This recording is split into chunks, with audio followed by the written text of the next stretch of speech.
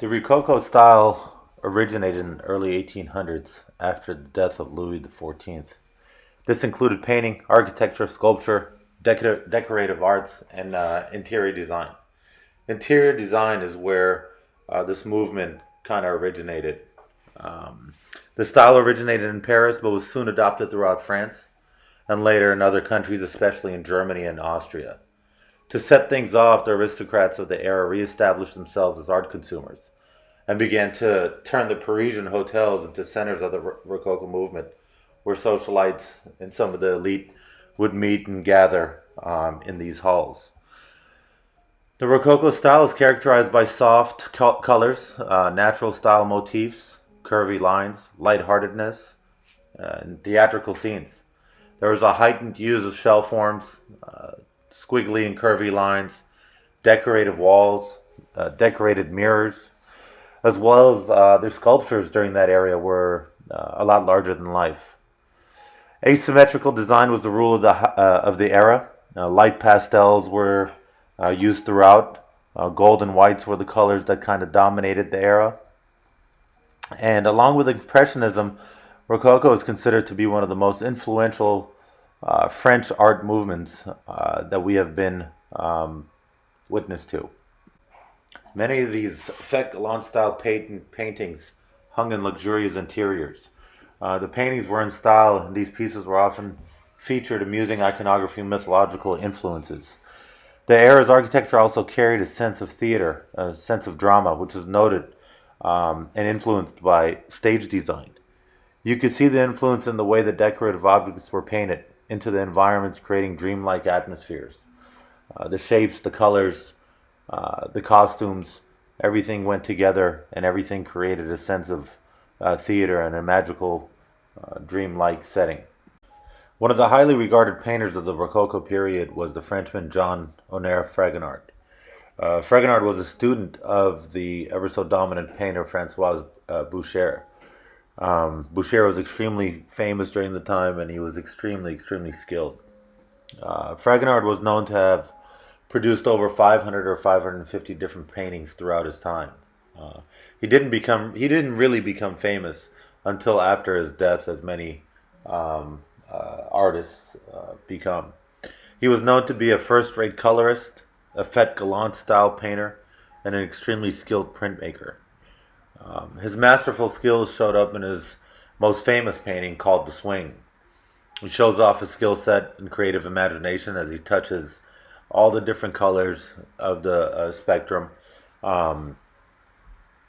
iconicizes hedonism, love, and power.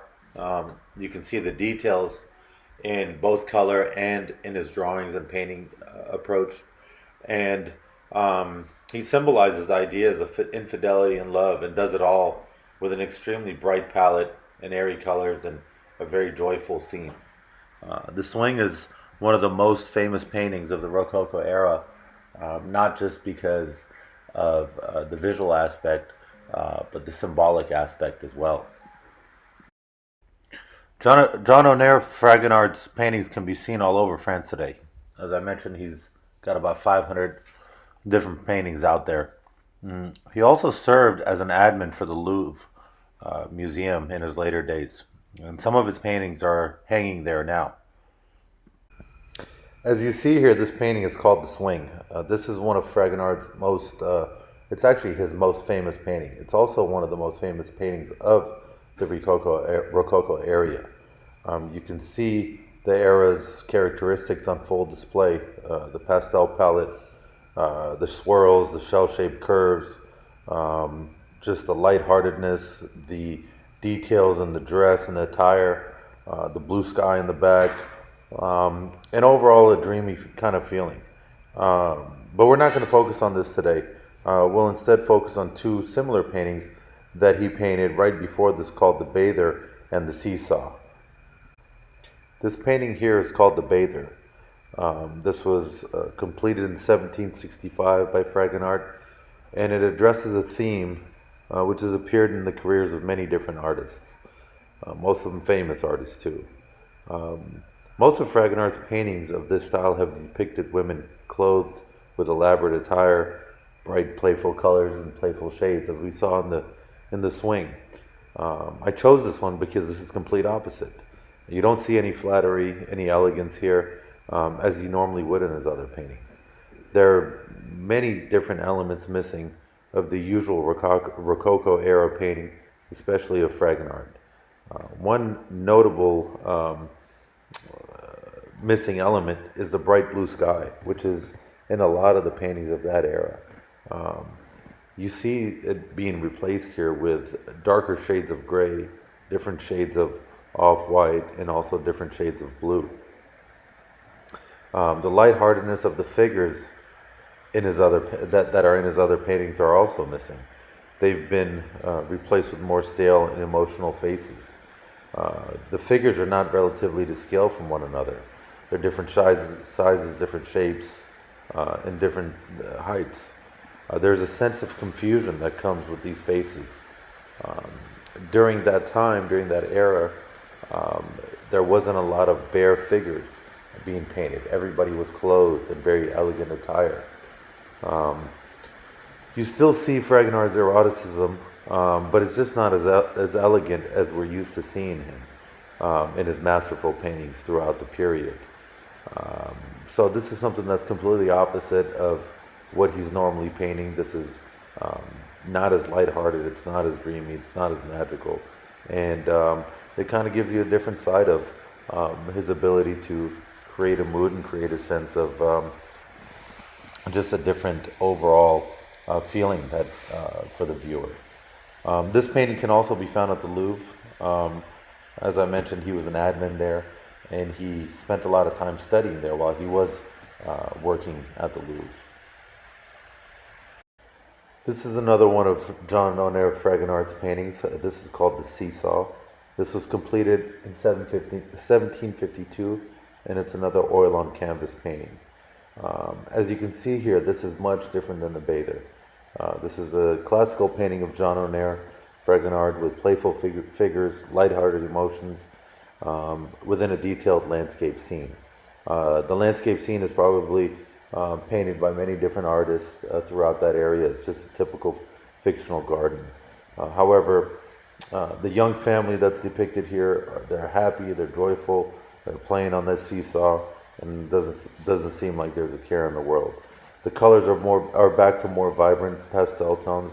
The brighter blue sky is also back, and the facial expressions of the figures are happier and more lighthearted. Everyone is clothed in elegant attire, and there's a sense of enjoyment throughout the painting. And it's completely opposite of the Bather. In almost every aspect of it, message, symbolizing, as well as colors and overall feelings for the viewer. This current painting is in conjunction with Blind Man's Buff, which is a complementary painting to this painting, which I guess if you read more about that one, it tells a lot about Fragonard's range. This painting is now housed in a museum in Madrid, and it's another one of Fragonard's more famous paintings of the era. I chose the Rococo movement and John Honoré Fragonard for my final, mainly because the era really stuck out to me than all the other readings and all the other chapters and eras we read about. The magical themes, livelier colors, overall lighthearted compositions are a good pause from the typical styles of artworks I've been used to. I'm habitually drawn towards shades more than colors. Black, white, and grays are my go-tos. Whether art, furniture, or clothing, I tend to stick to these shades. Abstract art has always been pleasing and entertaining for me.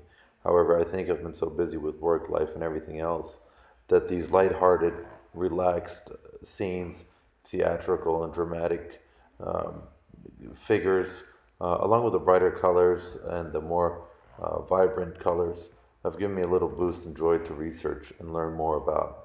The Rococo movement has been an absolute joy to study, and I'm now a fan of John Honoré Fragonard.